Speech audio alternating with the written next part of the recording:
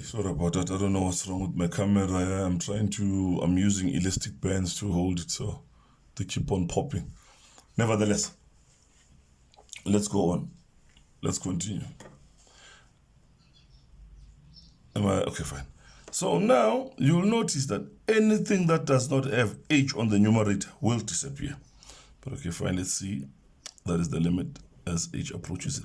Can you see, guys? This limit, I'm just going to write it up until I substitute for h is equal to 0. So now you keep on writing this limit. I know students tend to leave this thing out. You have to up until you substitute for h is equal to 0. Okay, fine. So this will be 3x squared plus 6xh plus 3h squared plus 2. Now I'm going to multiply by negative here. It's going to be negative 3x squared minus 2 all over h. Now, let's see what happens now.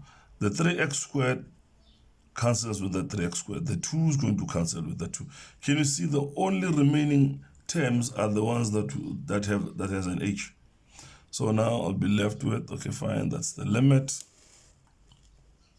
As h approaches 0, this will be 6x squared, 6xh plus 3h squared all over h.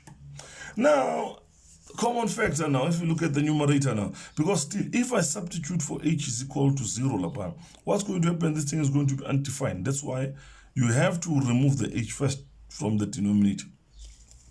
Okay? So now this will be the limit as h approaches 0. Now here, what is the common factor here? Okay, fine, you might say the common factor here is 3h, but okay, fine. Now I'm not worried about that. I'm just going to pull out h pen. It's a common factor. I'm not going to pull out 3 because still I'll have to multiply by 3 again. So I just pull out 2h here because I want that h to cancel with this one. So if I pull out 2h, then I'm going to be left with 6h plus 3h all over h. Now the h goes away in the numerator now. Can you see that? Okay, since I don't have space here, so I'm just going to try. I don't have enough space. Now what do I have? I have the limit as h approaches 0. I'm left with 6x plus 3h. Now, since there's no h in the numerator, now I can substitute now. Where I see h, I'm going to replace with 0. So that will be 6x plus 3 into 0. This will give me 6x. Okay. Okay, I'm sure you understood that, but I was doing more examples up until you understand it. Okay, fine, hold on.